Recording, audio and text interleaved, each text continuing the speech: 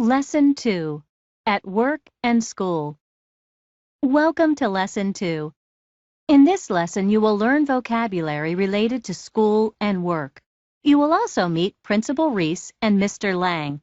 Mr. Lang would like to teach at Principal Reese's high school. Part A.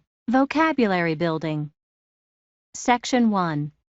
Listen for these words and expressions which Principal Reese and Mr. Lang will use. Principal. The head of a school, but not a university or college. Interview. A discussion between two people where one person asks most of the questions and the other person answers. A job interview is a meeting to judge if someone is right for a position at a company. Interview can also be used as a verb. Application. A form you fill out to apply or ask for something, such as a job or university admission. Resume. A document that tells someone you want to work for about your education and past experience in a field of work, such as teaching. Contact information. This usually means your name, phone number, address, email address, and fax number if you have one. Your resume usually includes your contact information. Qualifications. The education, experience, and other abilities or skills that make you able to do a certain job or other activity. Strength. A positive quality or ability that you have. Degree. A title from a school that acknowledges that you have reached a certain level of knowledge in a particular area of study. A diploma is the paper you get confirming the degree. Also, a diploma is the word commonly used to describe what you get when you finish high school. The word degree is not used in this case. Credits. Points earned for work accomplished. In universities and colleges, degrees are awarded based on earning a certain amount of credits. To evaluate. To judge how well someone has done. Grade. An evaluation you get for your work at school. Grades in the U.S. are often expressed using the letters A, B, C, D, or F. A grade point average, or GPA, is the average of all the grade points in all the classes that you have taken over a certain period of time. An A is worth 4 grade points, and an F is worth 0 points. Grade can also be used as a verb. To pass. To finish satisfactorily. To receive a grade or other evaluation high enough to allow you to get credit or move to the next level of study. Grades A through D are passing grades. To fail. To not finish satisfactorily. A grade of F is a failing grade. A failing grade might mean that you have to take the test or class again until you pass. Syllabus. The schedule of work that will be done for a class. To hand in. To give a finished assignment or form to someone, such as a teacher. Deadline. The date by which work must be done. To graduate. To get a degree or diploma from a school because you completed a program of study. For instance, you can graduate from high school and receive a diploma if you pass all the classes you are required to take and have a certain level of basic knowledge. Internship. A short-term or part-time job meant to help teach you skills for a particular job. Having a part-time job means that you work for less time each day or week than someone who works a full schedule or full-time.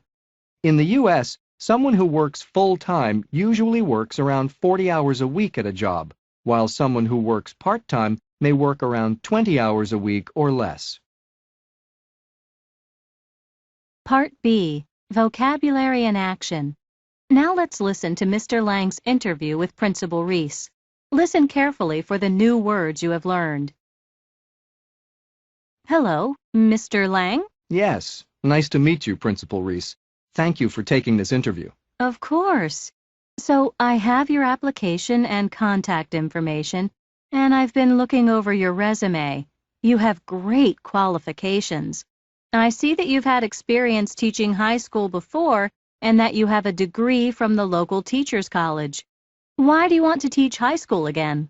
I enjoy working with high school students. I like teaching them to work with deadlines and other skills necessary for getting internships and jobs later on.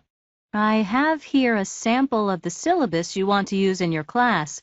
It seems you require a lot of reading. How do you get students to do so much reading? Well, one of my strengths is that I'm great at motivating people. Tell me more about your strengths. I am strict about assignments. They must be handed in on the date they are due. However, I certainly don't want to fail students either.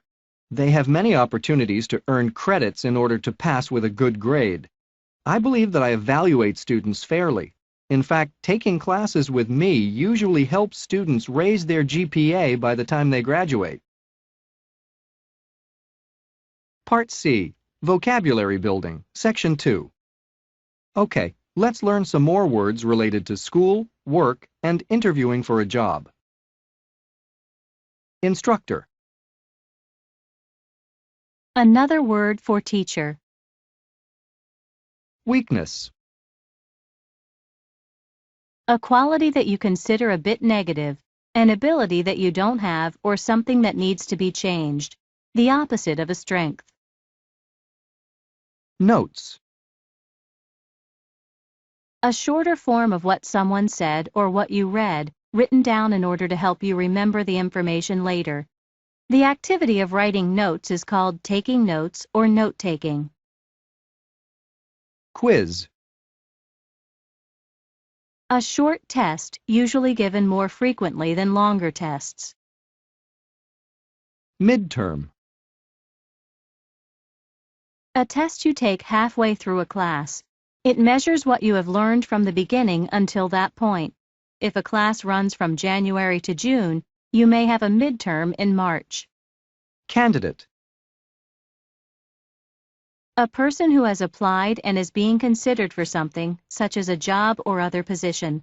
A candidate is sometimes also called an applicant. To employ. To bring someone in to do work for money. To hire someone.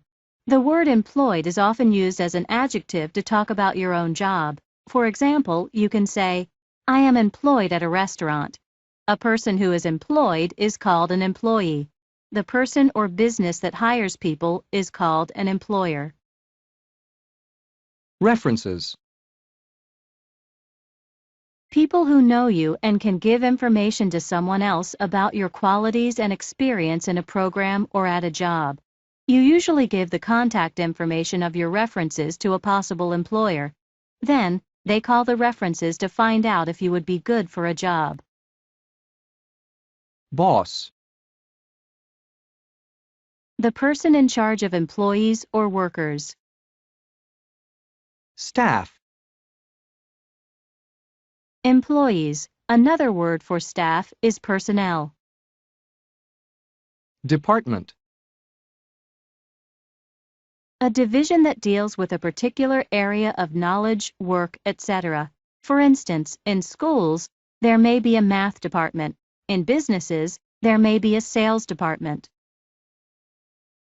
Cubicle. A small workspace that is separated from other workspaces by low, often temporary walls. To sign up. To place your name on a list of people interested in doing a certain activity. To register. To sign up for or enroll in something, such as a class. Salary. Money paid for a job. Unlike work paid by the hour, salaries are a fixed amount per year. In other words, your salary is decided ahead of time and generally does not change based on the specific number of hours that you have worked. Extracurricular. In addition to regular schoolwork, extracurricular activities can include sports, theater, science contests, and so on.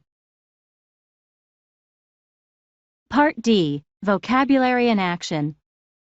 Now let's listen for the words you just learned in the rest of Mr. Lang's interview. I'd also like to discuss some of your weaknesses as an instructor. Well, I can talk very fast. To slow myself down, I've decided to start writing notes on the board while I talk.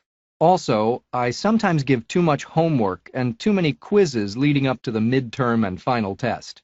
I can see that you are an excellent candidate. All of your references speak very highly of you, and you'd be a fine employee at our school. I trust you are familiar with the salary we're offering. I am. And one more thing. We like all of our teachers to sign up to organize at least one extracurricular activity.